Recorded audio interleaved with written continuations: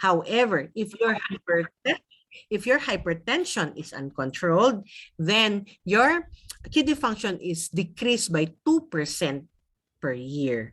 So if you're hypertensive na hindi controlled for 10 years, you are losing actually 10% of your kidney function. For that matter, 10 to 20%. Kung 10 years kang hypertensive na hindi controlled, 20% ang nawala sa'yo. Then if you're hypertensive and you're diabetic, so sabi ko na 10 years hypertension, 5 years na diabetic, so 25 plus 20, 45 na lang. 45 ang na-minus. So from 100% na baseline ng kidney function, 55 na lang po ang naiwan. So pupunta na tayo sa unmodifiable age. So, how many of you are more than 40 years old here? Siyempre tayo, Dr. Gina, more than 40. Hindi natin sasabihin kung ilan pa ang more than sa 40, right? So, yes. We start counting at 40. Of course, if you're 40, so how to compute your estimated function of your kidney by age alone, without diabetes, without kidney disease. So if you are 40 years old, you divide it by 2 and then minus 10. So divide 40 by 2, it's 20, minus 10, it's 10. So yung 100% minus 10, it's 90%. So kung 40 years old ka, dahil tumanda yung kidney mo, then naging 90% na lang. So yun yung dapat na alamin natin kung ilang percent na ang kidneys natin at this time. If you're diabetic, if you're hypertensive, or age-related nephropathy. Yun ang primary cause ng kidney disease. Now, the next other causes of kidney disease is an inflammation of your kidneys, which we might not know. If it might be lupus, it might be IgA, or yung mga, sabi ng iba, yung mga matatanda natin ay mga bata nga naghupong lang o galit. Those are glomerulonephritis, and we might not know that we might have that genes. So if you have somebody in the family na ay naggidaot man to siya kay naghupong dayon yan, nagdugo, nagbasa-basa dayon to siya, maybe that was a kidney problem before. Regarding recurrent urinary tract infection, it can cause kidney failure because it can cause destruction of your anatomy of your kidneys. So, hindi po ipagbaliwala yung UTI. If you have UTI, you have to treat it properly and you have to have a regular follow-up, because if you are uncontrolled yung kidney kidney infection, then magpo-progress po ito. Now, for kidney stones, for anybody who has passed out the kidneys, passed stones out of the kidneys, it has a recurrence rate of 100% after 2 years if you don't treat it. So for those kidney stones and yung mga matataas ang uric acid, those are also at risk for developing kidney failure. Finally, yung question ni Dr. Gina, yung mga drug-induced kidney disease caused by mga herbal drugs, but most common naming nakikita na ngayon is yung mga non-steroidal anti-inflammatory drugs, mga pain relievers, and mga anti-arthritic drugs. And sometimes yung mga cancer survivors are also using anti-inflammatory drugs.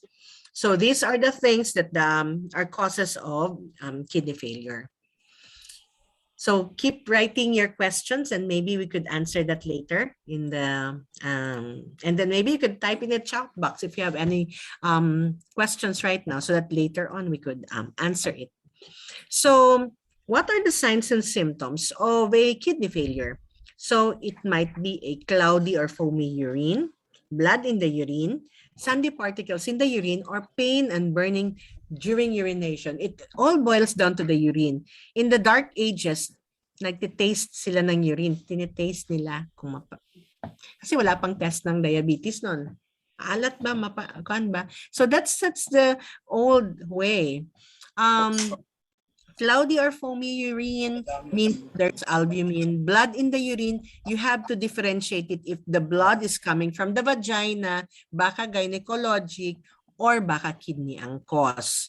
Sandy and particles of the urine, you have to check for stones. pain or burning during urination, UTI, or sobrang acidic because so many meat ang nakain, high meat na mga products will cause so much acidity because your kidneys can only receive much because ang kidneys mo is equivalent to the size of your body, and we are a small-sized Filipino population. But if you take more than your size, then your kidneys will actually work double. Okay. So, am I talking too fast or okay lang po? Okay lang? Okay lang, okay lang. Okay lang po. So, yung frequent urination is a thing that there might be an irritation to the urinary tract. And then the puffiness of the eyelids, the swelling of the hands and the feet. These are the times that your kidneys are really mga 15% na lang ang trabaho nila. Because these are the times that your kidneys cannot excrete anymore your fluids.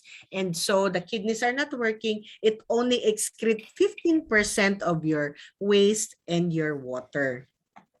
So that is a very ominous sign. Ibig sabihin magbabantay na tayo dito because this means that meron kaming tinatawag, we call it grading of the manas or the edema. So the edema would start at the ankle, and if you don't act on it, the volume will go to the tuhod.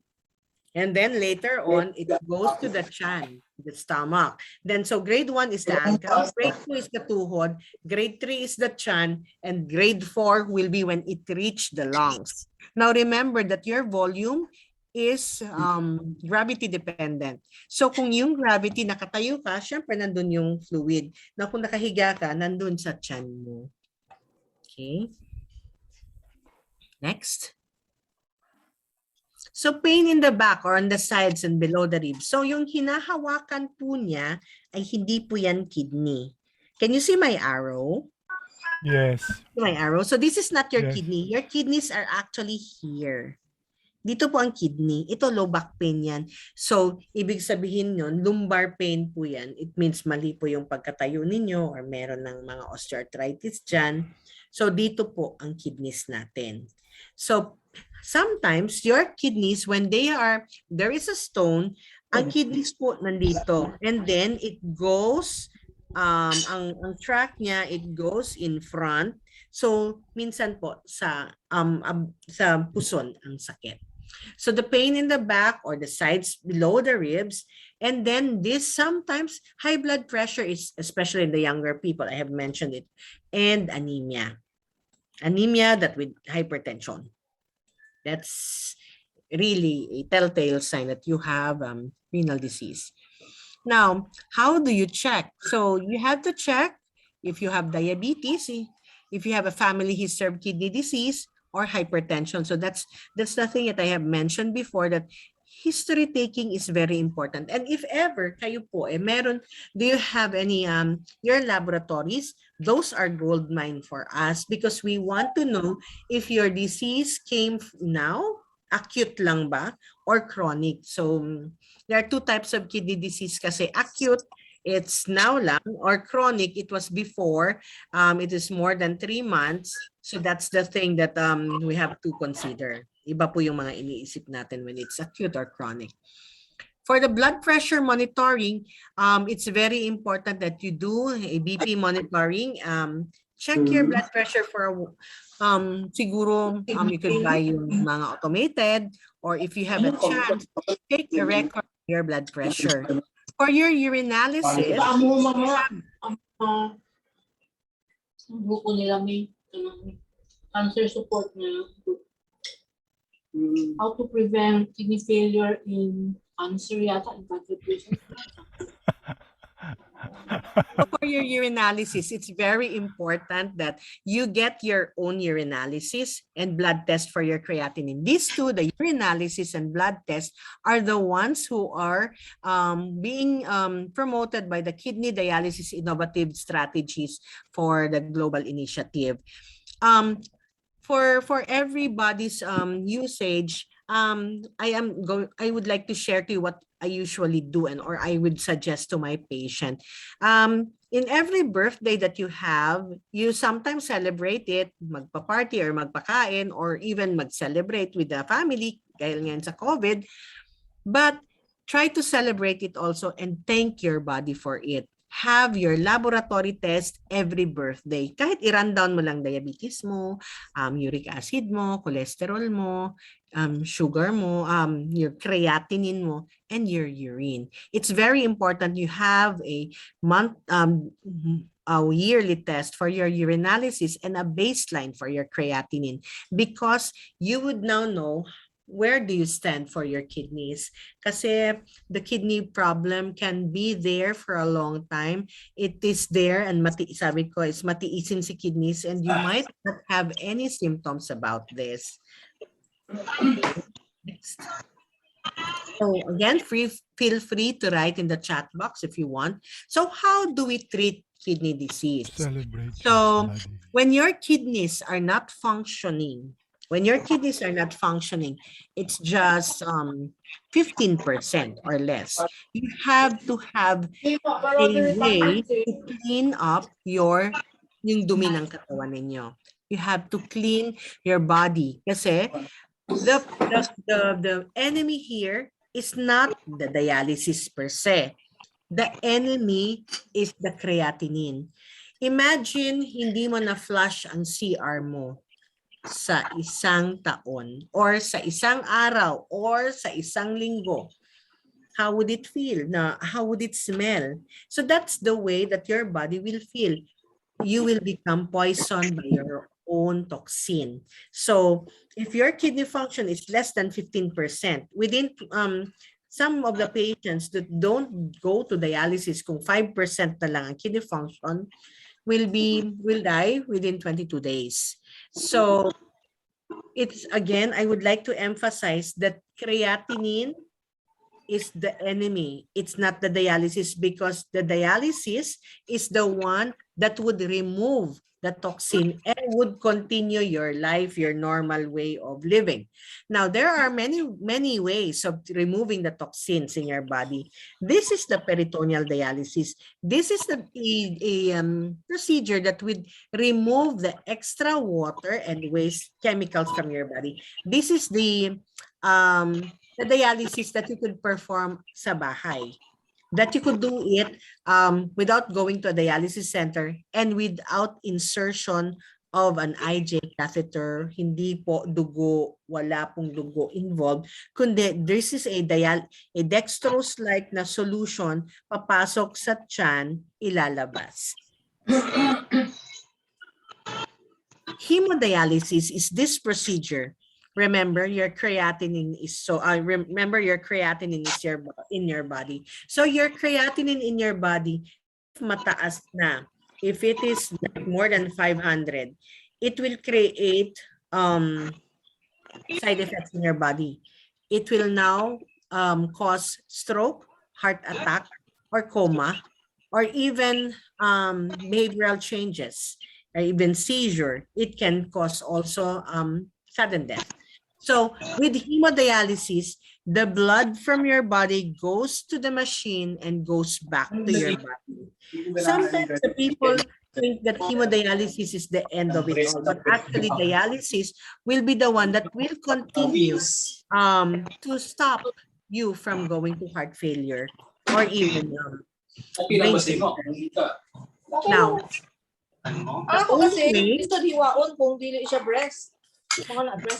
the only way to stop your kidney failure and to stop dialysis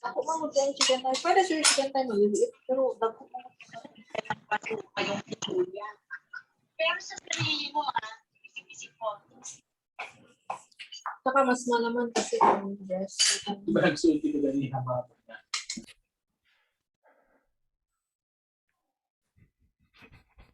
Thank you.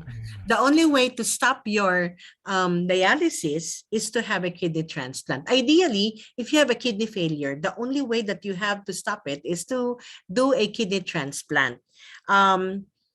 If you don't do a kidney transplant, then you continue your dialysis and you the equivalent is just the same. It's a procedure when a well-matched kidney from a qualified donor is transplanted by by surgery. So it means that these two kidneys are not really working. So you add another kidney, and you only need one kidney to live. So that's the benefit of having a transplant. You don't need to go to dialysis anymore, and that's really the number one and the gold standard of treatment of your kidney failure.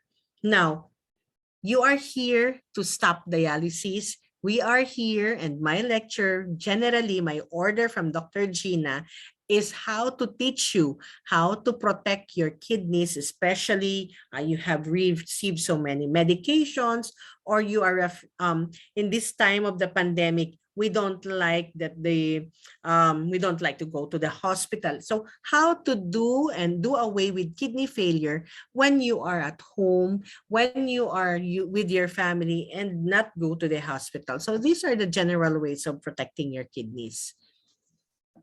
So the first step is to, of course, exercise regularly. How many of you are inside in front of the computer for more than 8 hours? So raise hand. So siguro marami. Most of the time na ngayon. So 1 hour of sitting is equivalent to 1 cigarette smoke. Parang nagsigarilyo ka na din. So it's very important that after an hour of sitting, you stand up, you do a little calisthenics, and you try to exercise a little and move your body. Galaw-galaw daw para hindi pumanaw.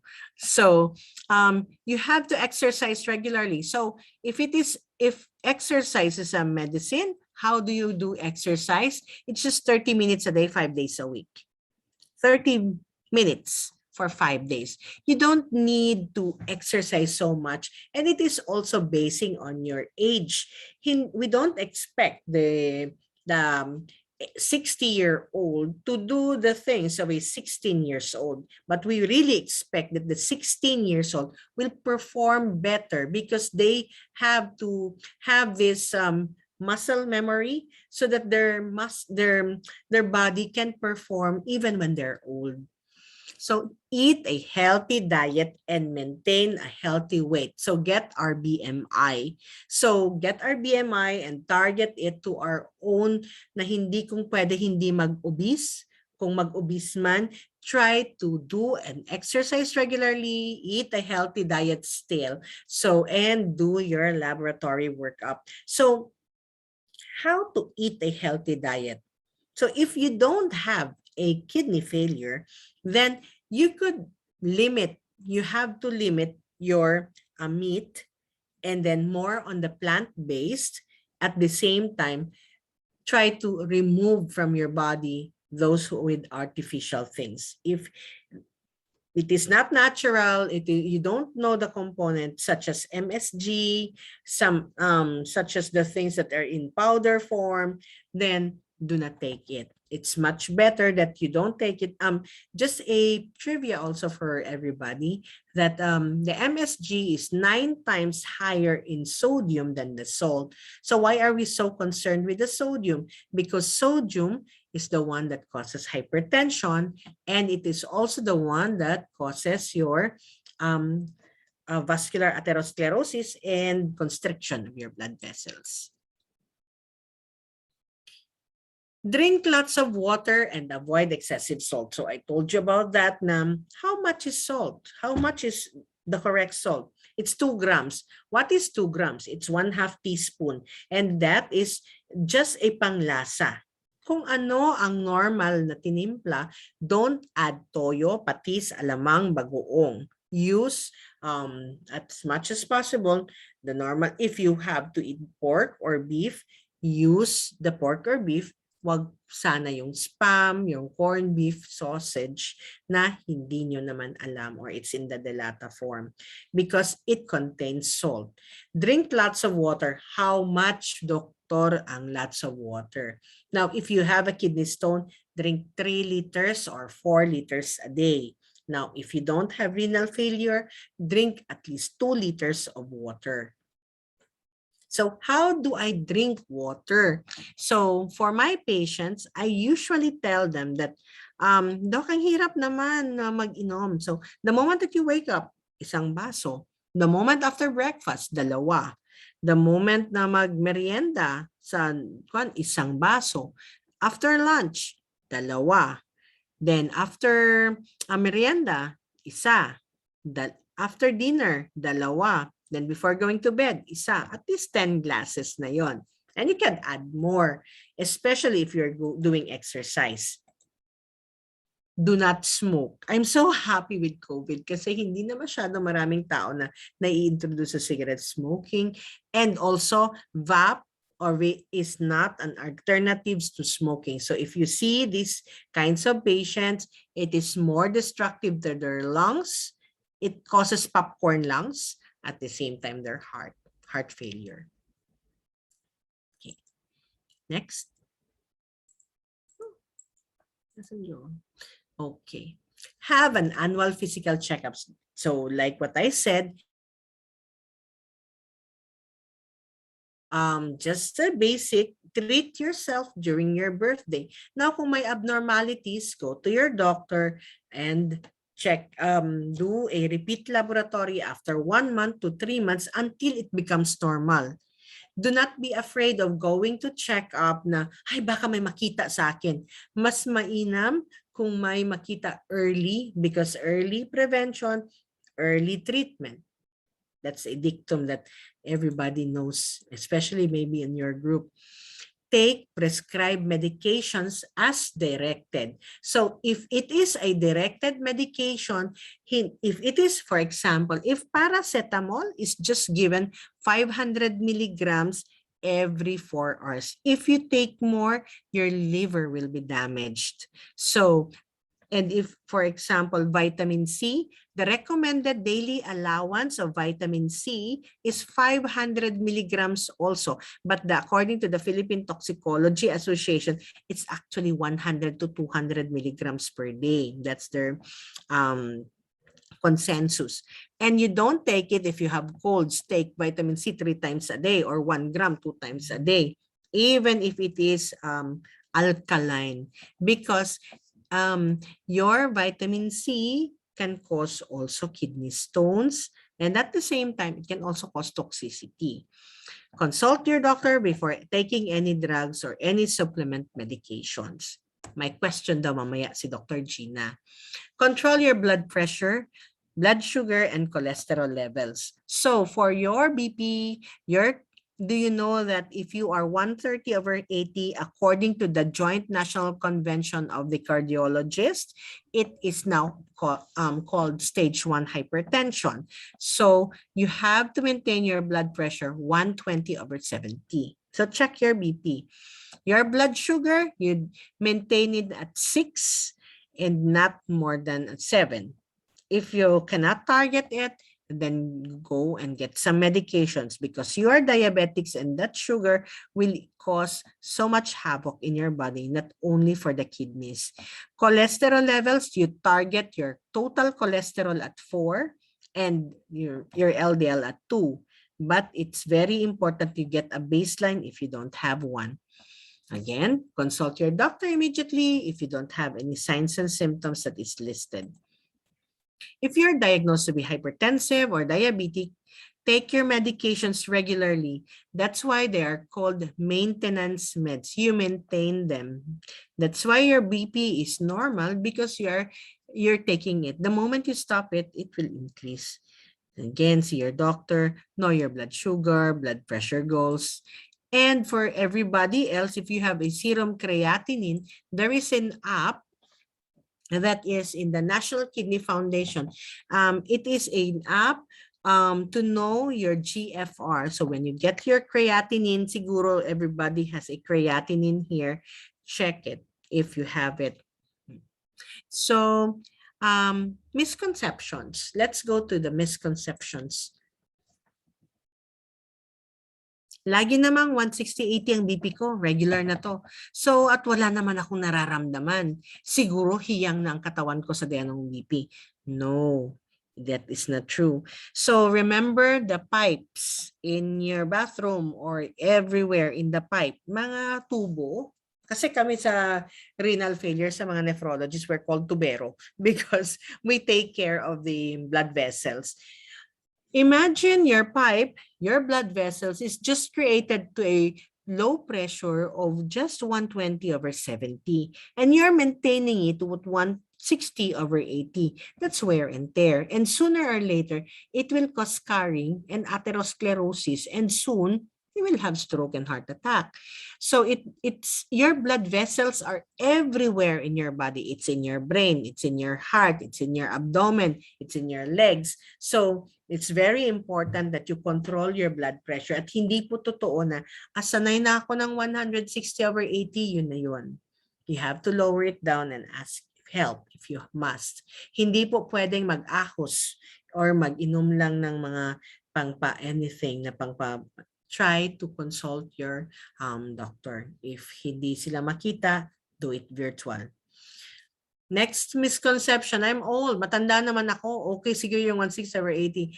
Whether you're 60 or 16, your blood pressure target should be 120/70. Hindi ako pwedeng maging high blood. Anemic nga ako eh.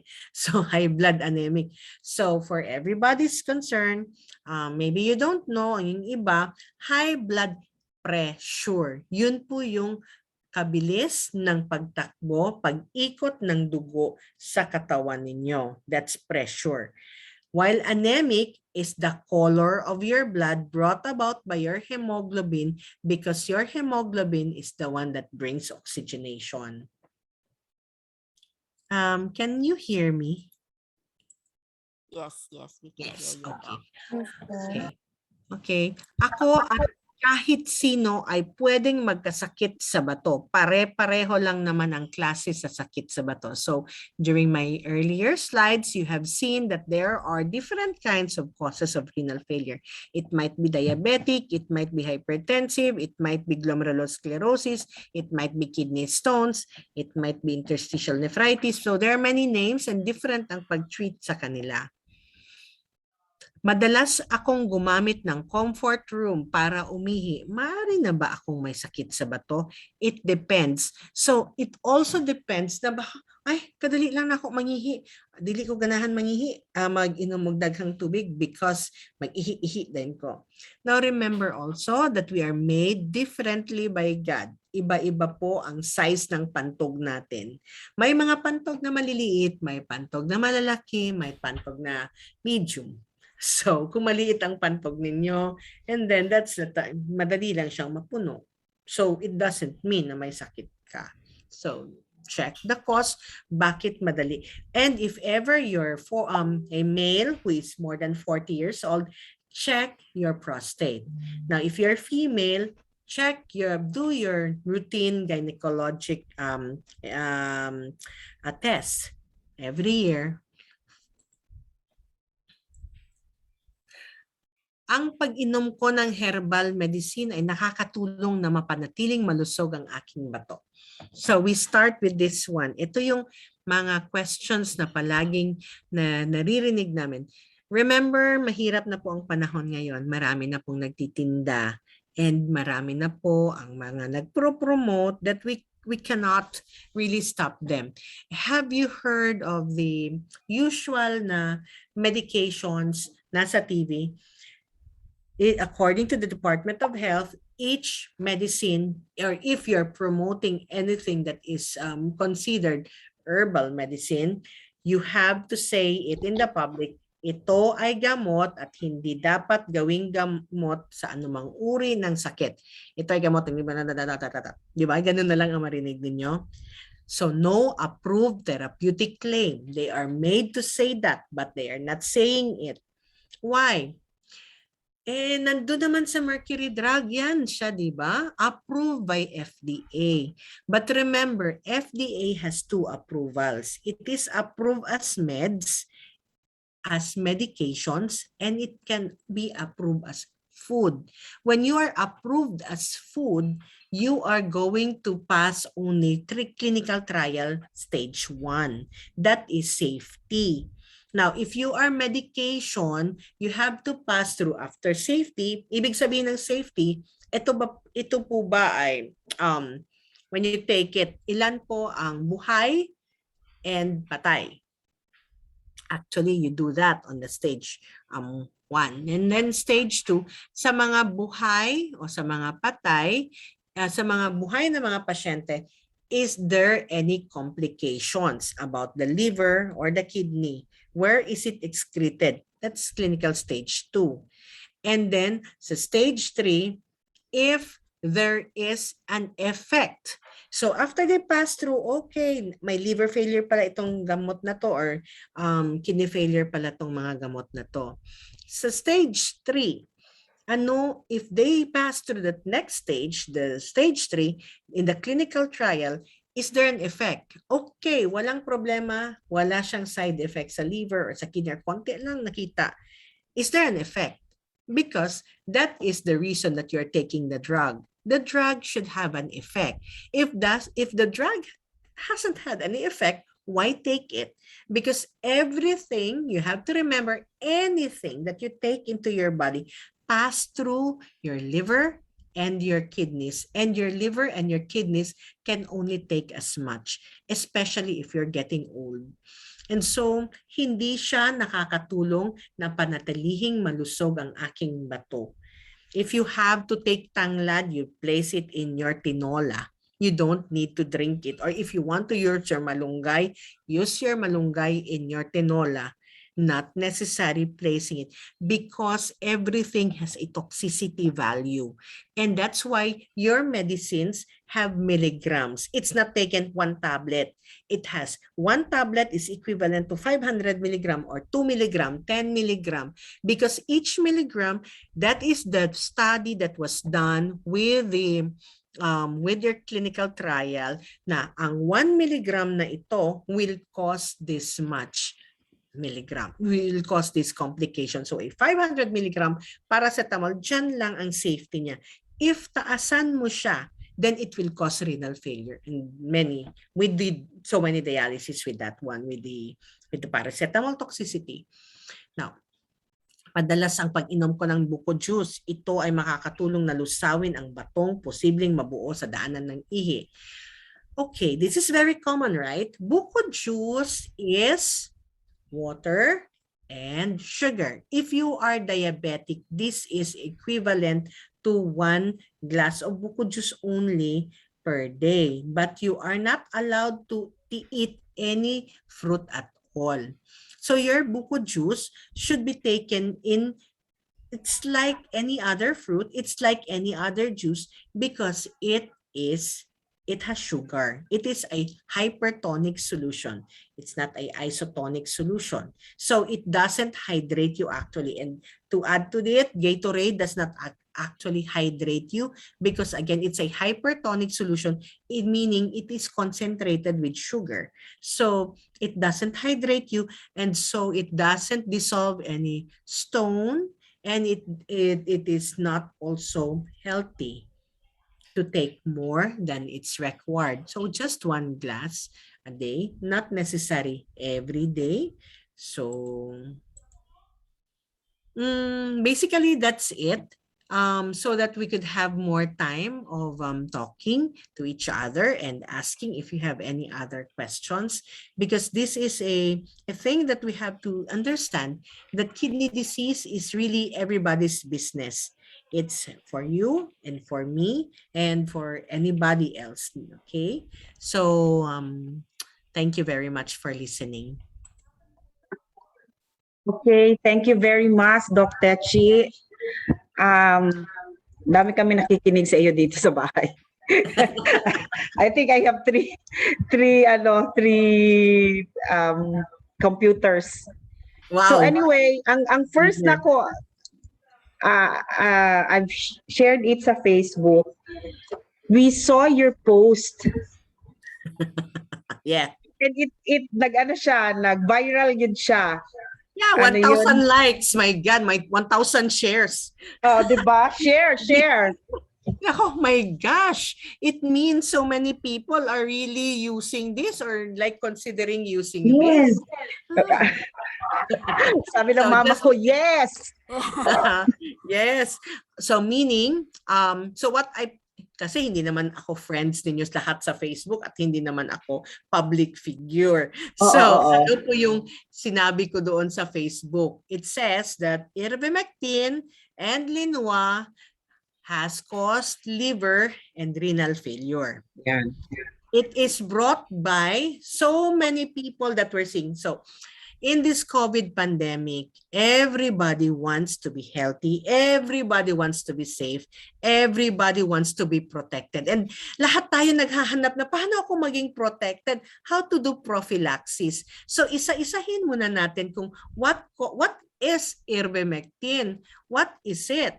So it's actually a drug that is a drug that is anti-parasitic. But first, it is you have to check if your ivermectin is made for human or made for the person. And I have a slide here. I prepared kanina I have prepared a toxic slide for you, but ginawa ko na lang hindi siya masyado toxic. Teka, nawala siya. Maybe it's easier kasi to show it to you. I don't know how to off this one. No, I will not leave. Next, hero module, I don't know, and show. Okay. Okay, this is my slide kanina. Just to show you kasi hindi ko to napakita.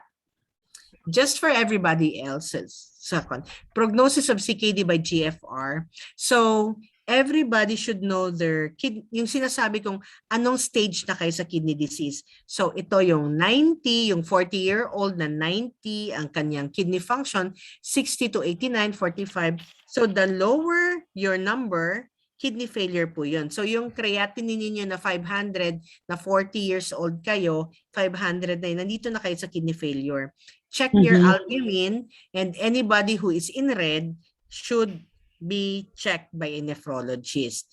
Now, going back to the question of ivermectin is a medication treating parasite infection. So it's in humans, head lice, scabies, river blindness, strongyloides, trichuriasis, ascariasis, and filariasis.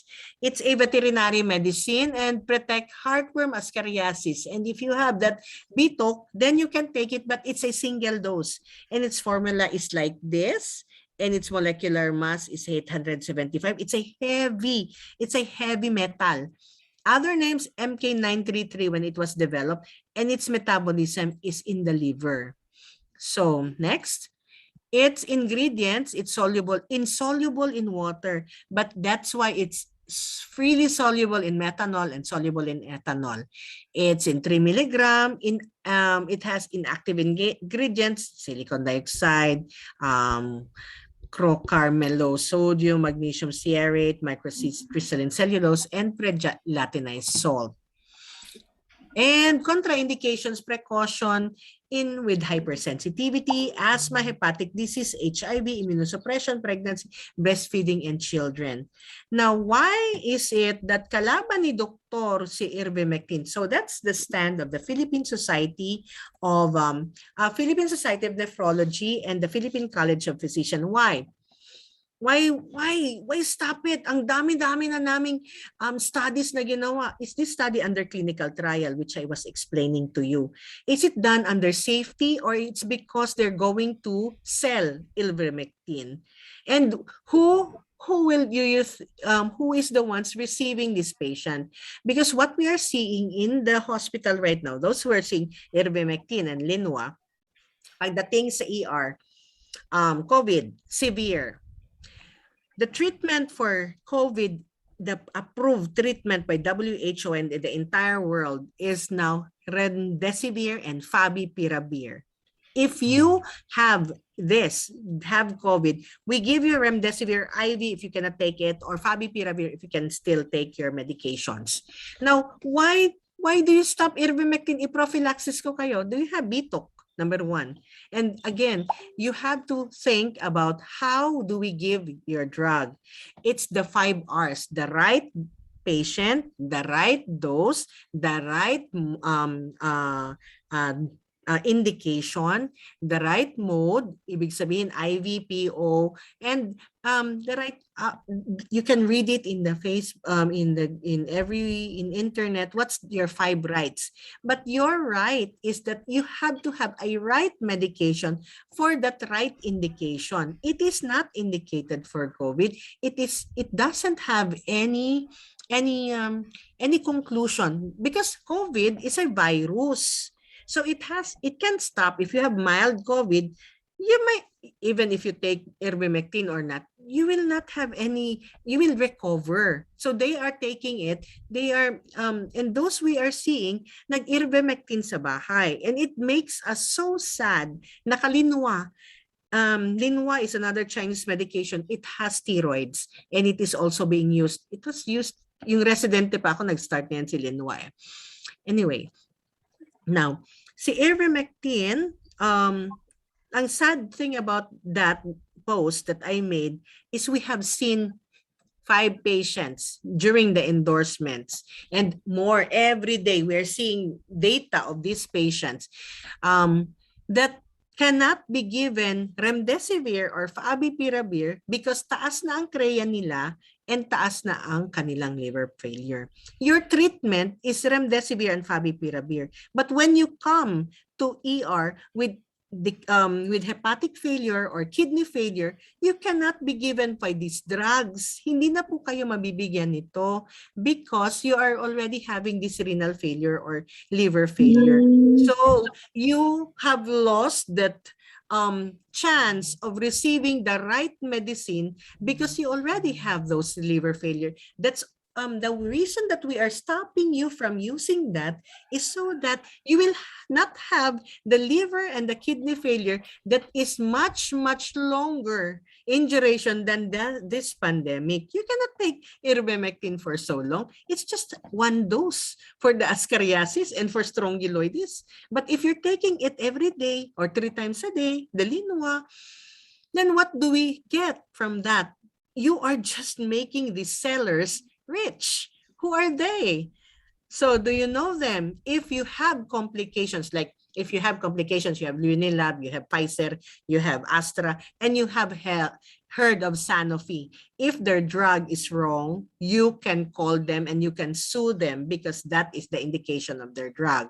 But do you know who are the manufacturers of this? You cannot sue them. And it's just, okay, I just take it just for my confidence. Gahi ag ulo aning mga doktor nganong dili man nila.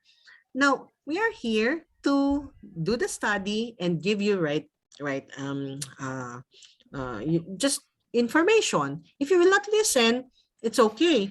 But it's not okay for us because we are receiving the patients. And we are receiving them and we're so sad because these patients are very strong na, I will take this. Bahala na si doktor. Sabi ni congressman sabi ng mare ko And they are the experts, di ba? The mare, the ones, the congressman, the ones.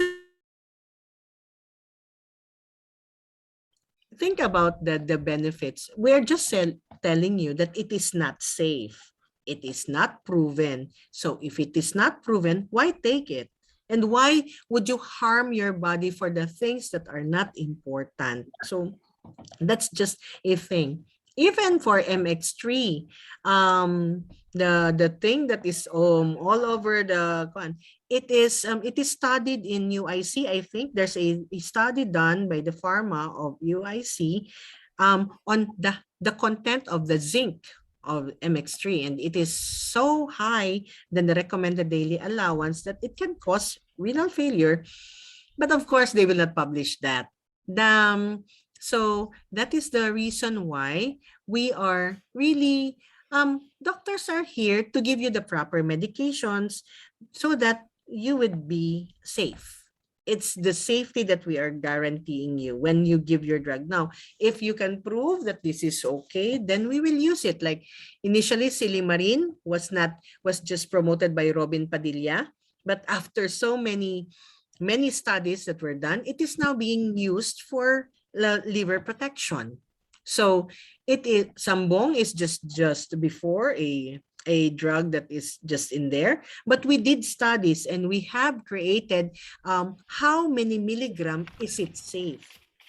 So let's, for me, let's just, because I made that point because I'm so sad and I'm so disappointed that we cannot treat this patient from severe, they become critical, and from one day to another we're seeing them dying in our hands because they cannot receive the antivirals that is ready for them because they have taken these drugs. So that's ang haba ng sinabi ko, Dr. Gina, about Ligma and ivermectin. It's supposed to be Pero, failure. yeah, but everybody, halos lahat umiinom nito ngayon. Kaya timing talaga ang pag-post mo. Parang biglang Nag-stop ang yes. Parang, ay, inaway ako doon. Actually, marami na akong tinake down ko na baka mamatay ako na nandito lang naman ako para magsabi. And then remember, it's a very hard time, this pandemic. So many people are really trying to sell things and maybe just boosting up some things. Even in the cancer patients, they are thriving, and even with renal dialysis patients, they are thriving on your fear. They're thriving on what ifs, and they are not going to be sure what if not. Yung hindi nakakalimutan nila, what if hindi. Nakakalimutan nila yung hindi mangyari na much severe sa kanila. So going back to renal failure, Dr. Gina. kaya meron pa ako itatanong, na-tick off ko na yung ivermectin, yung lingwa, pati ang MX3 kasi very common siya, no? Vitamin C. Yeah, so there is a actually, if you just look at the post of those professionals who are really studying this, there is a stand by the Philippine Toxicology Association. Even at the start of COVID, nung March pa, nagpalabas na sila that for the Philippine Toxicology Association, the recommended daily allowance is 100 to 200 milligrams per day of vitamin C. Because it can form your cystine stones. It can cause kidney stones. At the same time, it doesn't have further benefit than dehydrating you more. And taking it, if you can take your fruits, why take vitamin C? And the recommended daily allowance maximum that they say is 500 milligram. It's not 1 gram. It's not 1 gram 3 times a day. It's only 500 milligrams a day. Once a day. So, yeah, so you can take it. Actually, if you would see, if you have COVID and if you are in the hospital, you are given vitamin C plus zinc once a day. Once a day. Yung mga ibang mga brands. Marami na tayong mga brands doon. But really, it's really over na over. Ang Pilipino kasi sobra. Kung dili lang siya masatisfy ng isa. More is better. Di palugi gani. Dili siya palugi. Pinoy talaga tayo. You call it polypharmacy, right? Yeah, we call it polypharmacy. If you just drink medicines na mayroon ka ng vitamin C, may mga multivitamins ka pang iniinom, tapos may ganito ka pa. Kuan natin, meron lang tayong mga kuan, pero ay hindi siya efficacious. And what we are seeing in the renal field, so ito yon sa kidney part, we are seeing hindi agad tataas ang creatinine. So, magiging nerdy muna ako ha. So, your kidneys is made up of tubules, and may tube siya, may glomerulus, and may tubule siya. So, the glomerulus part of your kidney, is the one doing the filtering sa creatinine mo, sa tubig mo. Now, yung tubes ng kidney, siya yung bahala sa sodium, potassium, calcium, magnesium. The moment that papasok ang kinain mo nag-absorb na sa blood. Yung blood mo pupunta na sa kidney. Pag dadaan na sa tubings yon, ang first part ng tubings, siya yung magsisift ng mga toxin at siya yung mag-i-excrete ng sodium. Pag nasira siya, kasi kidneys can only take as much. Pag nasira yung first part, hindi po biglang tataas ang kreya ninyo. Pag sabi niya, wala man lagi na daot akong kidney, inuman ko ang nagdaghan. It's not now. Wait lang. I'll just wait. We will just wait for you. But it will be happening. Di ba sabi ko sa inyo, kidneys may tiisin. Kidney is a silent disease. May symptom lang si kidney the moment that is 15%. Pag more than that, hindi pa siya magmamanas. Hindi pa tataas ang kreya kung more than 50%. But what we are seeing with polypharmacy, yung maraming iniinom na vitamins at mga gamot, we are seeing mababa ang sodium, mababa ang potassium nila because nauuna munang nasisira ang tubes before nasisira ang filter. So, unahin yung one. So, if you would observe your patients, sige lang, hypo-K, hypo-NAT, hypo-MAG, hypo-CAL, sige sila balik-balik. Siguro mga 6 They feel weak, di ba? They feel weak. Feel weak. And then, Nawala ang umoy. nawala ang kanyang sodium, wala na asin sa iyang lawas because instead na reabsorb ang sodium, giihi na niya tanan. Instead of, kasi ina-absorb natin back ang sodium, may mga need tayo na sodium but not as much. So, yung hindi mo na na-reabsorb yung sodium mo, magwi-weak ka or even to the point that they will have a cerebral edema. Kasi their sodium is so much because their tubules of their kidney is so much. So kidney yun isa siyang organ sa ating body that hindi talaga siya pinapansin. Doon lang siya napapansin kung hala niabot na refer na si nephrologist and mag-dialysis na siya. So yun yung sad thing about that because nephrologists are being called at the end of life or at the end of the tunnel na before na prevention, hindi pa kami tinatawag. So I'm very happy for this opportunity, alaga Dr. Gina, na to tell you about these things. Oo, thank you very much. Because of a lot of things a lot of medicines popping up ba, totoo talaga yan, Doc Tech, no, na maraming mga iniinom yung mga tao and nakikinig sa ibang tao, sa silingan, sa neighbor. Correct. Pero yung sabi ng doktor, hindi nakikinig. Tapos kami lang ang endpoint, yung parang wala nang choice, diyan na pupunta sa doktor. Pero unahin mo na si janitor, unahon mo na si silingan. Tapos, unsa ganito yung mag-iinom? Katong nag-UTI ka man ba? Unsa ganito yung mag-iinom? Pwede magsumbong, yung nanay ko nakikinig, ayaw makinig sa akin, mas nakikinig sa katulong. Usual yan. Kasi, I don't know, ano ba ang pangtakot ba tayo? Hala, nanay, doktor, injection na. Parang ganon. But we want you to know that your health professionals are here to help, and we're here not to destroy any concept but correct those concepts because we have studied them at the start and before. You have parang bagong idea talaga to, parang siya lang ang nakakaisip, but it was studied before and there's a reason why it is not used and why it is used. Okay. Thank you very much, Doktora Techi. Another one, tapos na tayo sa medicines, no? Sobrang medicines. Can I also ask, when you have recurrent UTI, when is it, kasi bakit diba yung parang sige ka inom gamot, UTI siguro kay you have all the symptoms. Tapos UTI nga, binigyan ka ng gamot. After that, nararamdaman mo pa rin parang may UTI. Tapos pag-repeat mo, wala naman. Kailan kami matatakot sa UTI na yan? Okay. So when you treat UTI, there are many kinds of UTI. Your complicated and uncomplicated UTI. Your uncomplicated UTI, yung initial na UTI, and then you treat it with antibiotics.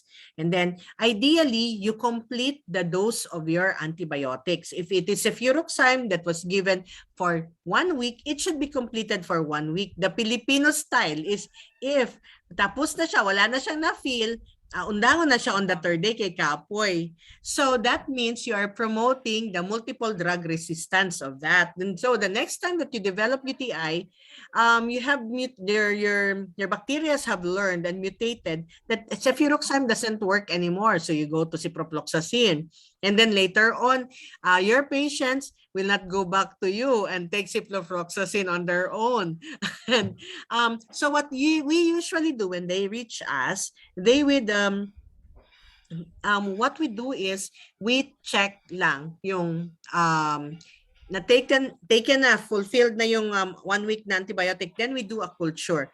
If that culture is negative and then the patient comes back with a symptom, we don't give antibiotics immediately. We give another culture. Now, if there is negative culture, we do some tests na because maybe the albuminuria or the symptoms might not be UTI, might be another kidney failure cause. So maybe i-refer namin sa friendly namin na gynecologist, i-refer namin sa friendly namin na neurologist. We find other things, or if we cannot find anything, we do a kidney biopsy if there is persistent na blood in their urine or your protein in their urine. So that's the thing. Okay, thank you. May Meron pa question, po. Dr. Gina. May question si Lenny na nephrotoxic at hepatotoxic ba si guyabano? So si guyabano is like any other fruit. It is taken, just one fruit, one slice lang. Do not take it as a whole na marami because if it's more, it is not good. So little is okay but not too much. So we don't promote na you take every day by guyabano because you might develop high in uric acid, high in your it's really indirectly saying na yung sobra sa kanya will be the ones that will destroy you. So pwede kang kumain but not so much na yung super mega dose of mega vitamins. Yun yung mga prino-promote eh. But remember, they go past to your liver and your kidney. Super fruit, super oxidant. Taba sa ako karon, Doc. O share lang to. Okay lang. Sige. Ano kasi, Doc, when I went through the chemotherapy, Doc, good thing, ang CREA is wala gyud siya nagtaas. However, I had a problem on the SGPT and SGOT. Siguro naka-help, Doc, imuhang mga lectures before regarding sa water intake, kay gina-follow pud to nako siya katong naga-discuss ka sa ladies. Now, ano lang, after kasi ng chemotherapy ko, mataas pa rin yung, Doc, yung tumor marker ko. So, nahuman ako chemo, tapos, Andre, later na kay may, si nanay. Sorry po. Oo, sige tayo, ka-ice cream. Sorry po. Tapos, after radiation therapy, expecting na magbaba ang tumor marker, but then again, mas lalo siyang tumaas. So, ang akong gibuhat, Doc, ni-ship ko, o kanang nagbasa ko, Doc, nabasa na ako nga, ang isa sa akong nabasa is guayabano. Mo-share lang ko kay at least some in here are also cancer patients. So, at least mo-share ko sa ako ang gibuhat o sa akong na-experience. Now, leaves ang akong gigamit, Doc, actually. Boiled nga leaves. Kay mga to akong How many gani? Dami yan, di ba, ma'am? See? Oo. 15, Doc. Tapos every morning for more than for straight na 1 month. Tapos nagpa tumor marker ko ulit. Nag-normal siya. So murag gipadayon nako. Although sa ako ang gi-research na pud to daan ang neuropathy ba ang term Doc kanang magkuan ang imuhang joints, magkuan ka. So namautoy ako ang nabasa Nya ang kuan lang kay karon manggod kay ni taas ug balik imbis na normalize na nako ni taas ug balik ang ako ang SGPT ug SGOT nga nag-normal na unta siya. So ana mo tong naka ano ko, actually gipa-stop gyud siya sa ako ang on ko kay hepatotoxic daw siya. Tapos i-resetahan ko og katong na-mention nimo Doc, ang isa is Silimarin and the other one is Orca. Udka. Odca seed for 1 month, and I am advised to have a repeat SGPT and SGOT next month, as well as liver ultrasound. Yeah. Liver ultrasound. So in ana Doc, so mo tong naana lang pag-mention nga na-mention si MX3, mo na Doc kay Bayabano B, although sa deep inside na kay ko kung naa si Doc Alam mo na. So ato adbang Alam na this. Akong atubangan Alam na this. Ano ba ko ani ba? Yeah, thank you for sharing talaga, Len, because many are really yung parang ano pang pwede kong gawin? There are many Yes, things Doc. na ano pang pwede kong gawin? I'm so desperate. How will I help my body? How will I improve my body? Because meron kaming mga patients na like that. You are not alone. They are there, and then yun lang yun na those medicines before they are called medicines, they're being tested. So many drugs, many leaves, many fruits, many seeds are being tested, and sometimes they are toxic na talaga. Mahogany seeds, or like mahogany seeds, ang daming mga mahogany seeds user noon. But you know, the 3 mahogany seeds can kill a rat. Sa aming experiment lang yan, ha? Yes. Gikuan namin, and then gi-inject na gikuan namin, they can kill a rat. 3 mahogany seeds. Yung mga sa med school lang siya, ha? Now, with that one, with yung pang bakit bumaba ang markers ko, isn't it not caused by bakit bumaba konti ang markers ko? But it's not I think the cause of your guyaba, no? But other medications maybe, or other things that your oncologists have done. But try to think, baka kung halimbawa tumaas yung markers mo tapos uminom ka na noon, that there are medications na pwede pa sanang ibigay sa'yo, and then since mataas na ang liver function mo, hindi mo na magagamit yon. So yun yung sad thing about that. But at least you have shared it and you have stopped it, maybe, I hope. Ang aking iniisip lang kanina, kumakain lang ng guyaba, no? Leaves pala, Lenny, leaves. But it's okay. But it's Thank okay. you very much. Meron pa akong itanong, Doc. Okay. Itodo ko na. Itodo mo na. Point on, Doc, malunggay smoothies, Doc. So, malunggay smoothies again is there for the tilmola. But you know that when this, for everybody's sake, Hana, ang tiki-tiki invented sa Philippines. Gikan siya sa Iloilo. So, it's from our fruits and it's from our own product yan siya.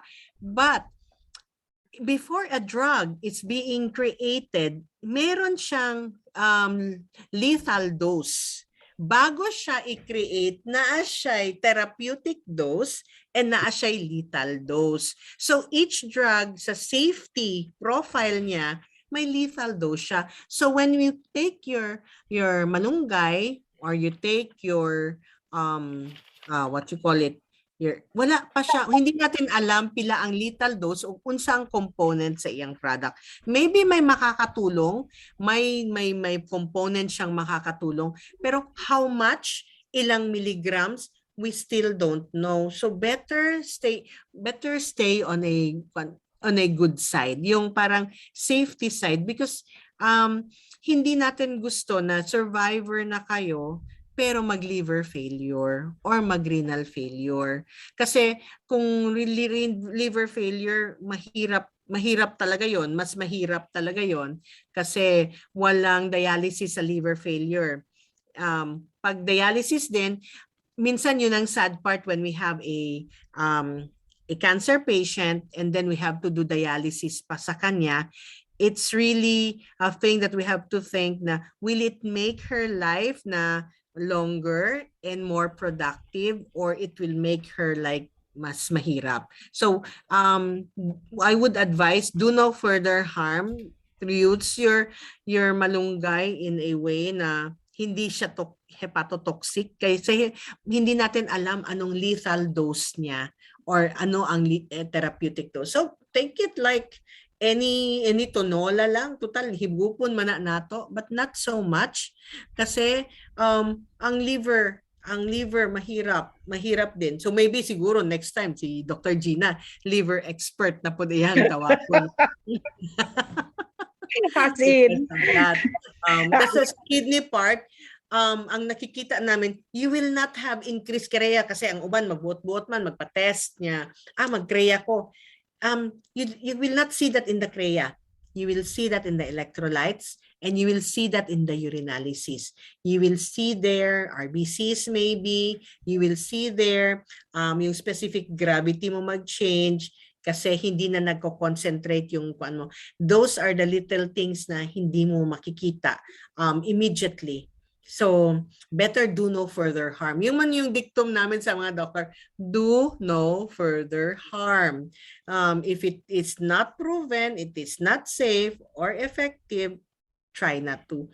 So, at least happy ako kay Lenny na nag-question siya at nag-share siya because really, many are really doing that, and yung mga di ba may maraming mga naglalapit, naglalako, even stem cell. I will go to stem cell pa. Maraming stem cell. Hala, tama na ba tayo sa time, doktora? Okay lang ba sa inyo to? Makinig kami. Okay lang po. Okay. Sa stem cell kasi, so when you say stem cell, what do the doctors mean when it's stem cell? Stem cell is from the your body when you are young, when we are formed in our body, meron tayong mga tawag naming stem cell, yung mga mesenchymal cells na saan nagmula yung iyong cell, sino ang nagpo-produce ng cells mo, sino, from where does your stomach come from where does your kidneys come from, where does your brain come from, yung pinoform ka pa from an egg to a developed individual. So yung stem cell na yun nandun sa mga umbilical cords or nandun sa mga bone marrows, nandun po yung stem cell natin. Those are the real stem cell. Now, but this stem cell na method na they are introducing and injecting it to individuals, creating new kidneys, improving your liver, are done only pa sa mga zoofish, sa mga fishes, and sa mga pigs na level. I even went to Bologna, Italy, to see that and to prove that the stem cell really, kasi nag-uso yan. May mga ini-inject na mga mag-promote ng stem cell that reduces kidney failures, especially din sa mga oncology. Now, ngayon, si Pinoy at saka si mga other inventors, now go to stem cell. They are the phytochemicals, meaning stem ng plant. Ang the leaves, the flowers, dun siya sa stem. At yun ang ginagawang gamot. At yun ang stem cell therapy na some are promoting. Meron ding stem cell na ginagawa na yung totoong stem cell. But both of them have no therapeutic value pa as of this moment. There's konting promise lang masyado pa sa stem cell because they're not perfecting it. They're making mutations pa more than improvement on that. But it doesn't work, and if it doesn't work, why take it? But remember, this is marketing, and this is really what will happen to you. They will not say that, okay, we will take care of it. You cannot sue them. You cannot reklamo them to FDA.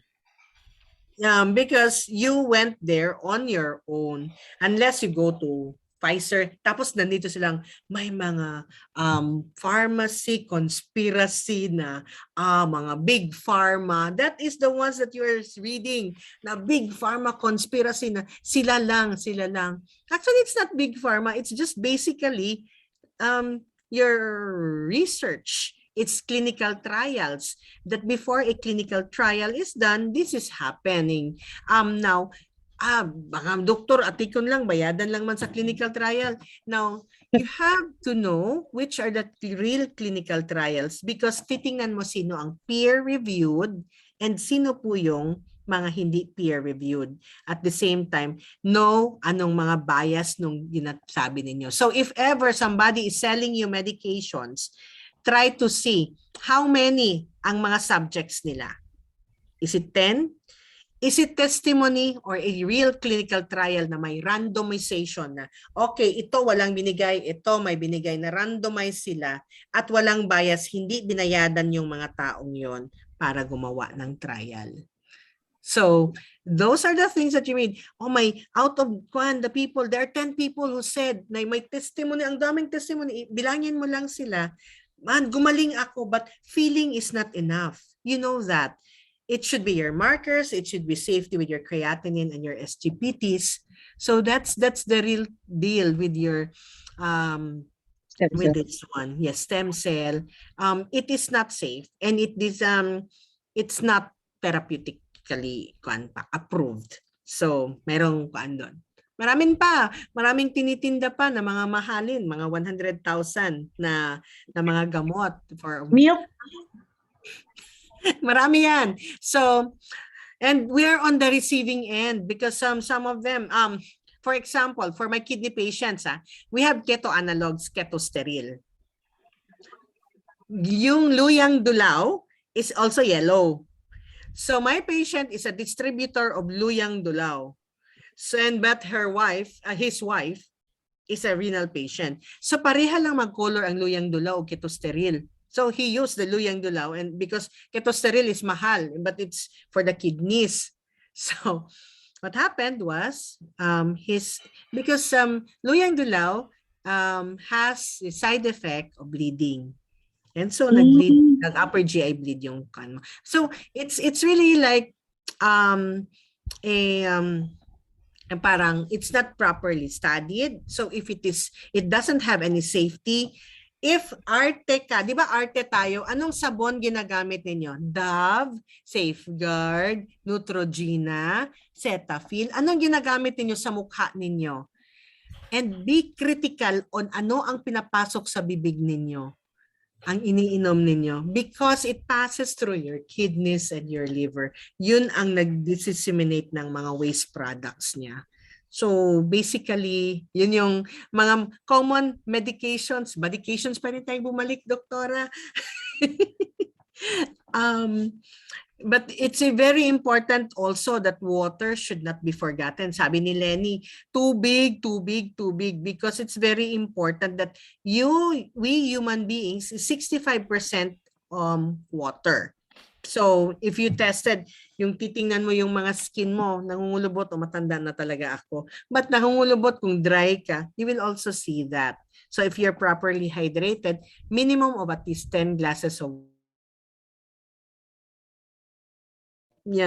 kung yellowish ba or orangey ba or light yellow, then that's the nicest one na hydrated ka. Okay, thank you very much. Are there any more questions? Do we have questions from the floor? Naminaw? Yes, Sir Romy, VP, our Okay. Vice President. He is the Okay. Dean also of UIC. Yeah. Okay. Sure. I'd like to make a comment. I really agree on a study about MX3. One of our pharmacy students conducted that study, and there's really a high level of toxicity dosage on MX3. And don't you know that the one who discovered MX3 is also a pharmacist from UIC, and the one who refute the study of the efficacy is also a pharmacy student from UIC. Indeed, it is really true Ang galing na ng UIC. do not add additional harm, especially when you take herbal. There is no really clinical study, and being in the College of Pharmacy and Chemistry, they test the toxicity. They have a toxicology subject, and they really make a test on maraming study conducted on this herbal medication. Okay. No more question from the chat box. Actually natanong naman lahat. Now Okay. my only concern is that may question na ako na we know that science is not the truth, and science is finding the truth through our research, and conducting systematic review, meta-analysis from the randomized control trial RCT. We know that, being in the medical field, no. Now, my only concern regarding ivermectin at saka linwa, there are some contentions of medical practitioners that they say that there is a efficacy of this ivermectin. What can you say about that? There will be a conflicting view of I'm some so who do not yes, advocate and for some who advocate. yes. And doctors na Mm. rin yan. Doctors na rin yan ba? Yes. So doctors po yung we are sad about that one. Yeah, yeah, But what we are seeing right now, from the Philippine College of Physicians, which is the internal medicine arm yeah. of the Philippine Medical Association, which under ng PCP kasi sir, nandun po yung Philippine Society of Nephrology, nandun ang gastroenterology, nandun yung hepatology, nandun yung cardiology at saka pulmonology. All of them, and infectious disease, all of them have Common. made a consensus. Yeah. Those who are doing the not agreeing are the Yeah. ones we're sad na they are graduates of medicine but they have not been trained under any Okay. subspecialty. So Okay. that's the thing that just know your doctor and who is promoting it and where is he affiliated, and if Yeah. he is really directly involved in the COVID patients, because we are the ones receiving. Ako nagjo-duty sa COVID, nakikita ko yung mga patients, so we are seeing it left and right. So thank you very much sir for this acknowledgement, kasi it's really hindi uso yung manunood ang mga tao magkikita ng mga RCT at mga studies. Gusto nila Oh, easy na yeah. lang anong nasa Facebook at pinakasikat. Yeah. Yes. Oh. Yeah. Oh. Yun yung kuan talaga sir. And we really refute when MX3 also was out first in the market. It is just parang it's in 2000, and we had sa Davao City kasi gumawa ang MX3, nangyari yung Yeah. pinaka-first. And the Philippine College of Physicians, kasi nagkuan sila na anti-diabetes, a Yeah. cure-all drug. A Yeah. cure-all drug, hypertension, even cancer, even lahi, breast mass and everything. Yeah. Now, we at the city council headed, the head of the health of health sa city council, si Dr. Ding Banggoy, si Sam Banggoy, is a counselor last at that Yeah. time. And Dr. Dave Brato and Dr. Kuching, who is an epidemiologist, si Dr. Yeah. Kuching and Dr. Dr. Brato Kuching. went to the city city hall and City Hall. Lobby. sa Vacant talaga, lobby. no, hindi lang lobby sir, city council, and City council. they discussed about the wrong thing of promoting this drug as an Drugs. all-cure drug. So Yeah. the consensus that they have a lawyer there na umiinom din ng MX3. What their consensus at that time was the MX3 cannot promote that it is an anti-diabetic or hypertensive. They will promote it as a supplement, as a Supplement. health, because it's a health supplement. It is approved as a food, not as a drug. It's a drug. So when they promote it, they would say that uminom ng tamang gamot, magpakonsulta sa inyong doktor, at uminom ng MX3. They have to say that they should take the proper medicine, they should consult their doctor, and no approved therapeutic claim before they would say that it is at uminom. If you would observe the advertisement of MX3, be worried about how they advertise. because it's there is a consensus in our city council and they are taken. So just an FYI. Daming Maraming chismis freebies. gabi. Baka maraming freebies, doktora. Ay, marami, di ba? Sponsorship. So, di ba?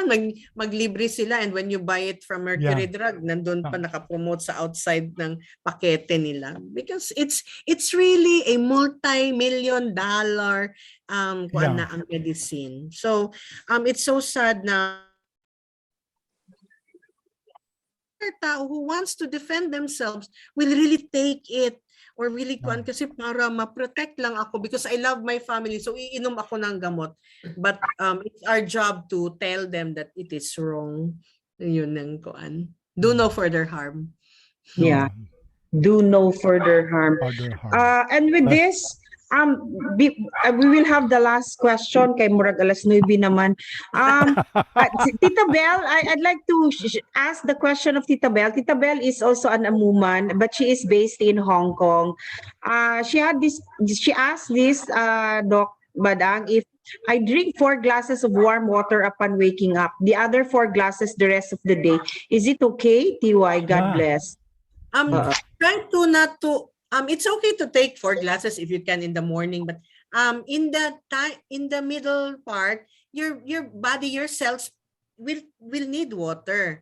So in between, you can take also water, not only sa beginning at the end of the day. Kasi parang fuel mo yung water kasi we are 65% made of water. So okay po yung warm water kasi may iba na nagpo-promote ng warm water. Sa amin, it's warm or cold, basta water. And it's really just water, no brand of water, just water.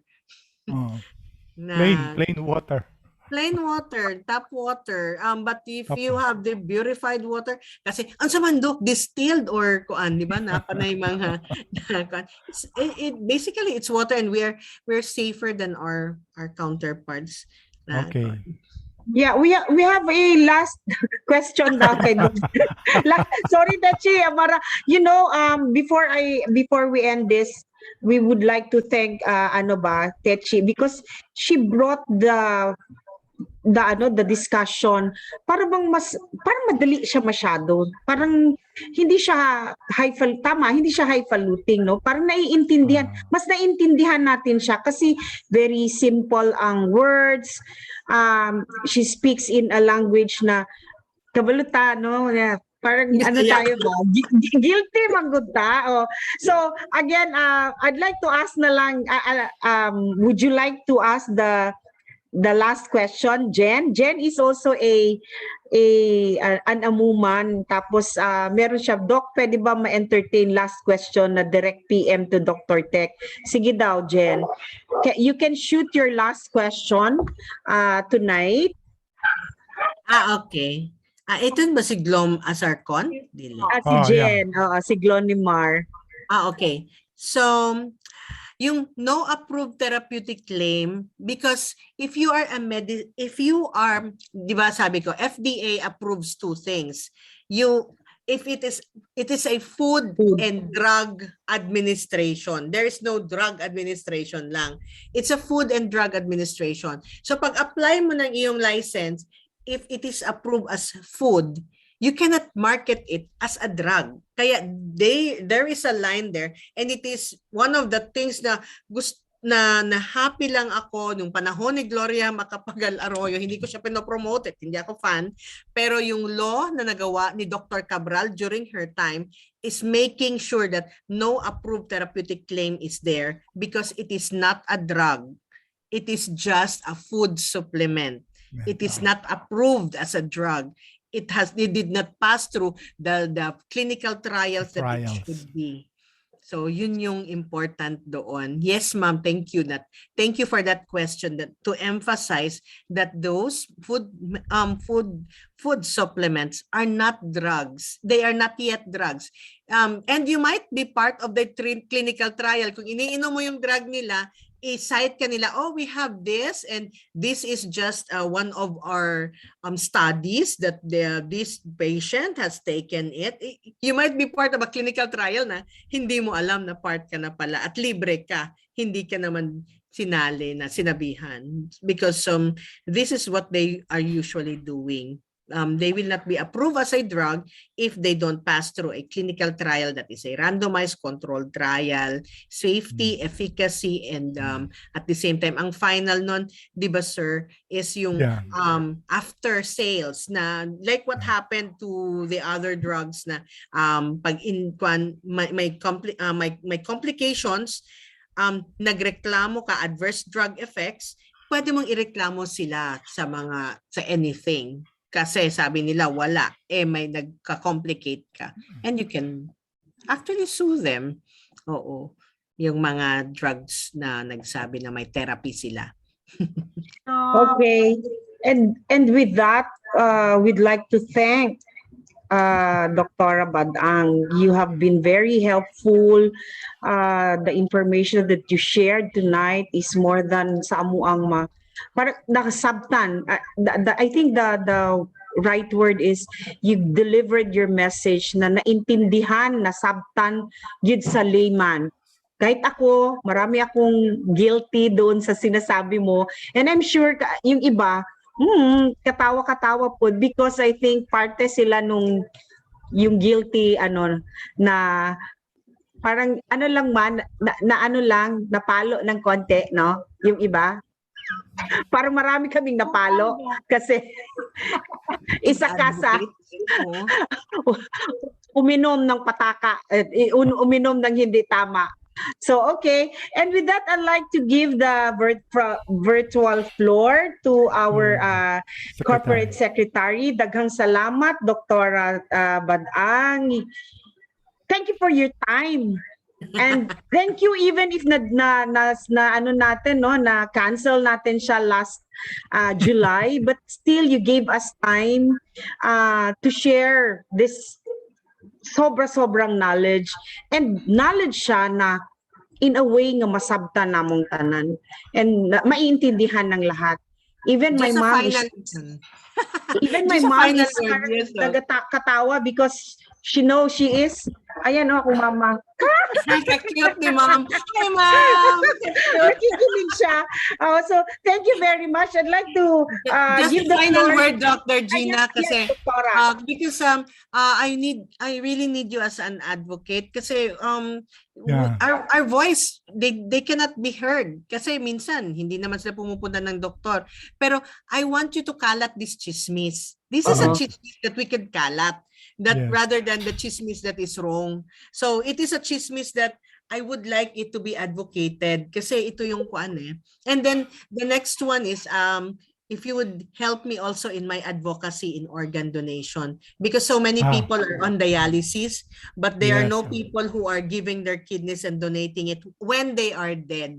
When they are dead, tapos hindi, di ba, sinusunog na lang yung iba ngayon, ang dami ng direct burial, sayang yung kidneys na pare ibigay yung sa mga kuan. So maybe next time we could talk on organ donation na naman. So pero di ba as ay nasa license yan, doktora, di ba? Sa license sa driver's license. Sa drivers. Even if you sign, even my driver's license can, even if you sign, if your what you call it, your partner, your asawa did not know. Kasi, halimbawa, nag-sign ka sa driver's license mo, sign ka lang doon. You did not talk to your loved ones. And then, at the time of your death, you are not the ones being asked. The ones who will make the consent is the one who is living. Now, if you haven't discussed it with your loved one, then your loved one will not allow it. Wag mong galawin ang katawan ng asawa ko at ayaw ko. May license siya, ay bahala na, gusto ko siya. So you talk about it when it's not the time. You talk about it when it's a time na, nag-sign ako ng organ donor card sa license ko, and then that's it. No need to dwell on ang mga kuan ko. But it's really a thing na it is like a thing na i-promote because if I will need a kidney or you will need a kidney later on, you don't have a donor, you don't like your family member to be a donor because bata pa sila, love ko yung family ko. And then you will be on dialysis. If you will be on dialysis, who will give? Siguro mo palit ko. Bawal magpalit o kidney. So maybe, if there is an organ donor na on the last breath niya, gibigay niya ang kidney ng ang loved one niya, then it will be a cycle na magbibigayan. Kasi patay naman yun, aanuhin naman yun ng body mo. So ibigay if you don't need it. So yun yung mga things na, what if you will need a liver because may liver failure ka? You will not have any donors because nobody is giving a liver unless na may organ donor. So yun yung isang thing na isipin natin na it will not benefit us, it might benefit our family, our son, our daughters in the future. So another advocacy yun na if you lose the kidneys, what will you do?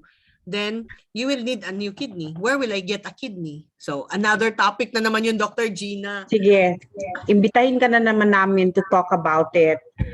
And with that, we'd like to thank Sir BP. One last.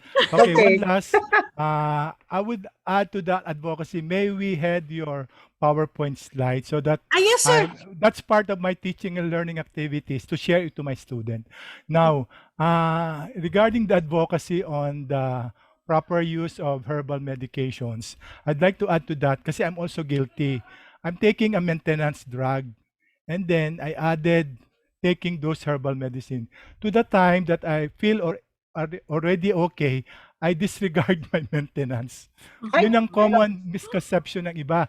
They thought they are treated by the herbal, that eventually they stop on their maintenance. To the extent, nagbalik ang aking hypertension. So, pinagalitan ako ng doktor. You don't you know that those drugs na herbal are hepatotoxic, nephrotoxic, and it has an effect in your body. That's why nagkaroon ka ng nag-recur uli yung disease. So yun ang the learning there is that you really have to listen to your doctor. Do not add additional harm. Thank you, sir. Yes, that's true. And when it's maintenance, it should be maintained. That's the good part about this, sir. Thank you very much for sharing that. It's very, and the slides are, you can use it kung sinong gusto. It's with Ma'am Gina already. I send it to her messenger. It's with her. Thank you. Can you add yung toxicity about the GFR?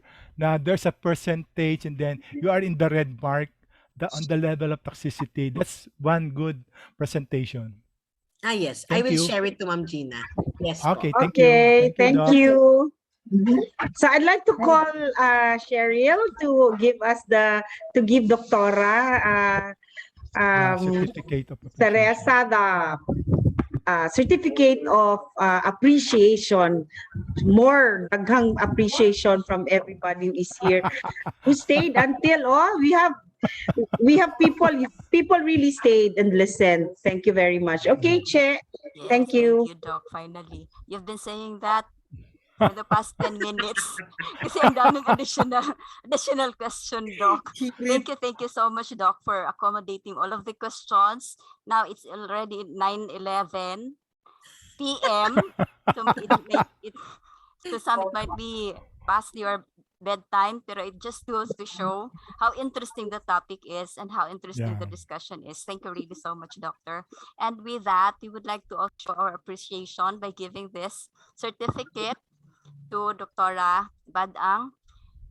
Amuma presents this certificate of appreciation to Maria Teresa L. Badang, MD, FPCP, FSN, for her invaluable insights and expertise shared as a guest speaker at the third of the Cancer Awareness Webinar Series on the topic How to Prevent Kidney Failure for Cancer Survivors and the General Population, given this 9th day of October 2021. Signed, Sherilyn Kasuga, President, Amuma Cancer Support Group Foundation, and Gina Lopez Alvarez, MD, Chair, Education Committee, Amuma Cancer Support Group Foundation, Incorporated. Thank you very much. Thank you, Chair. Salamat. Can I request that we have a picture? Ayan. Yeah. Sige. Ay, oo. Okay. Si Romy, pwede ikaw? ikaw picture. It's not, Ikaw naman picture, ano. Sige, okay. yeah, parang ang video ng mga tao, we could see each other kasi hindi na tayo Yeah, you nagkikita. open your everybody, videos, please. Okay, please. open your video. Okay. Sandali. Okay, first panel Thank you, muna student, tayo, for ha? staying. Sandali. Welcome, sir. Ikaw Welcome. na, Wait. Ma'am Che. Who is going to take the picture, Che? Che, Ah. Okay, O, Tita sandali. Girlie. Everybody, I have my please. cousin and my mom. Wala pa yung iba. Sandali, ha? Can you please open your... Can you please open your video We- po, please? we have three, parang three slides. Opo, Three panel. Yeah. parang that. Okay. Okay, You smile. ready. Sorry po. Okay, ready? 1, 2, 3. All right. Again. Si Mami appeal. Mami, appeal yun si Mami. Okay. Next. Attendance. Sandali, ha? She listens talaga. Okay. Okay. Okay. My cousin took the pictures. Thank Okay. you. Pila ka frames, Gi? Tatlo? Tatlo yan. Three panels. Oh. Dalawa lang. Okay. 1, 2, 3. Okay, three panels. Okay. Okay. Thank you very much. Thank you very much. Thank you. Thank you very much, Techi, ha. Salamat kayo. So, we will Wala now daw give siya. the- Wala daw siya. Asa na kung mama din. Wala dito si Mami. Cute kay si Mami. Okay. Now we will give the floor back to our Vice President to close the webinar. Okay. Okay. Okay. Once again, in behalf of the Amuma Cancer Foundation, we would like to thank our very energetic and very inspiring speaker in disseminating or sharing her advocacy on renal or kidney care, okay, kidney care, and also to all the participants who are very responsive with their questions and during the course of the discussion of the question and answer. We hope we have learned a lot from this event. Like me, I've taken notes of the takeaways and the learnings for me to share. I thought to synthesize everything. One thing that we learned is that really the lecture is really chewable, as he mentioned kanina. It's really chewable, and the speaker discussed the anatomy and functions of kidney, the important functions of the kidney in helping regulate the blood pressure, and also the size of the kidney, isang kamao, more or less, and then.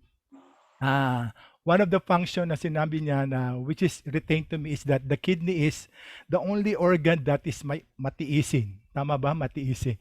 Okay. Another thing na the speaker made mention is the common kidney disease brought about by if you have a diabetic, if you are diabetes and you are hypertensive, your kidney function diminishes by 1% by diabetes, 2% and 1% by but the most important thing is for you to estimate your kidney function based on age. Okay, based on age, that your age now, I'm 60 divided by 2, that will be 30 minus 10, that will be 20, and then you subtract that from 100 minus 20, I will have a 80% kidney function. Tama? More or less yun yung isang takeaway na I will not forget. The other thing is that do not disregard your UTI. And there are some drug-induced causes of the kidney disease like your NSAIDs and most of the herbal medication that was mentioned kanina. These are drug-induced that do not pass the clinical trial, and so they could induce they can bring about kidney failure. And also, na-mention niya kanina, the different signs and symptoms. So take a look on your signs and symptoms on the urine output that you have. If it is cloudy and foamy, if there is a blood, if there is a sandy particles in the kidney, or there is a pain or burning sensation while you urinate, or take precaution on that. These are signs that there are some kidney condition problems that you might have. Okay, tapos another takeaway na mention niya is do no further harm. So beware of those herbal medications. And another thing na takeaway natin is that once a year you try to celebrate your body by taking your yearly lab test so that you'll be able to be able to know your creatinine. Your creatinine is the enemy and not dialysis. Tama? Yun yung na-mention niya kanina. So it's the creatinine that is the enemy and not dialysis. And the dialysis, na-mention niya yung peritoneal and hemodialysis. Na-mention. And the most important thing is for all of us, the general population, the general ways to protect your kidney. That is to exercise regularly, 30 minutes in 5 days, eat a healthy diet, and maintain a healthy weight. Okay, take a look on your BMI. Okay, limit your meat intake, more on the plant-based diet. Okay, remove your preservative or MSG because it is 9 times higher in salt content. Okay, drink a lot of water. Na-mention niya kanina is 2 liters. For those with kidney stone, 3 liters. Tapos, do not smoke or even have BAP, the BAP. Okay? Tapos, have an annual physical checkup. Control your BP. At least at 120/70. It's not anymore 130/80 because it's already a stage 1 hypertensive. Okay. Tapos, ano pa yung na-mention niya?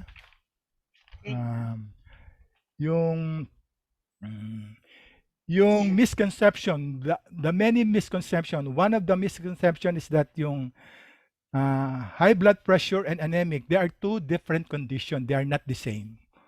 Pag sinabi niya, high blood ako kasi, hindi ako high blood because anemic or something like that. There are two different conditions. And we have different causes of sakit sa bato because we were created by God with different sizes of our kidney, so it does not follow. And another thing, the takeaway that we have is regarding the Gatorade and Buko. They are all hypertonic solution. They do not hydrate. So drink a lot of water. Plain water will do. That's it. Okay. Let me remind the participant yung naiwan. Please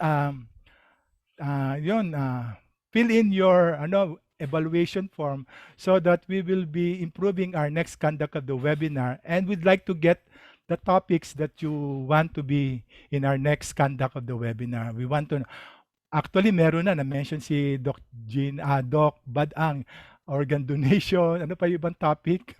Yun yung possible other topic that we can The discuss.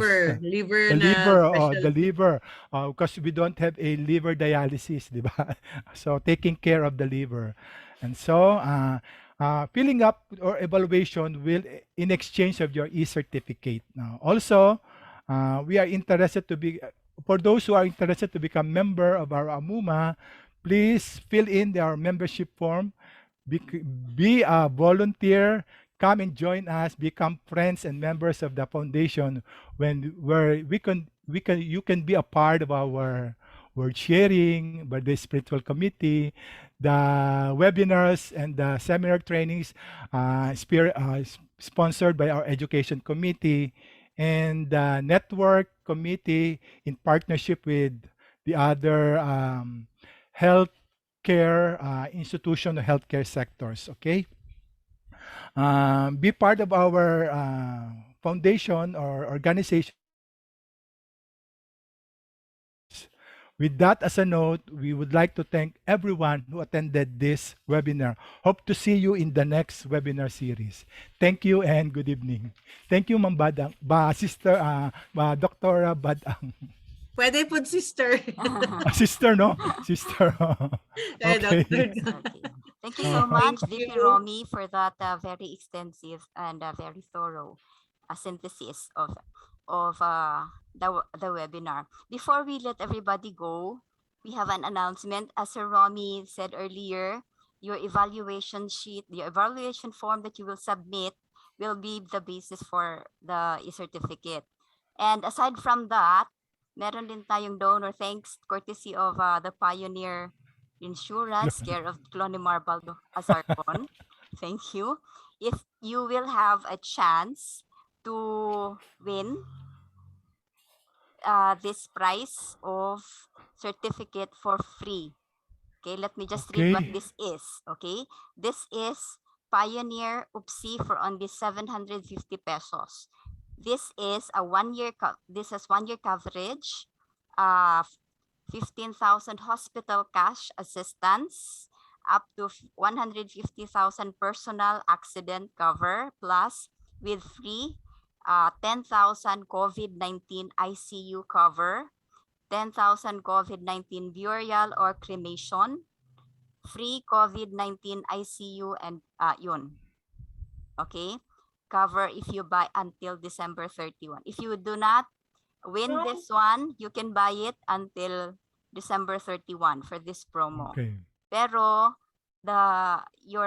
yung evaluation sheet ninyo will be the basis for the kumbaga raffle. We will choose from there the winner for one certificate of Pioneer coverage, 750 pesos, 1 year coverage. Okay? Okay. We have no other. We will close now with a prayer. May I call on one of the members of our spiritual committee, si Miss Socorro Adriano. Cory. Almighty Father, with grateful hearts, we praise and thank you for this webinar and its speaker, Dr. Maria Teresa Badang, who shared her expertise on relevant issues on kidneys with its attendant problems and solutions.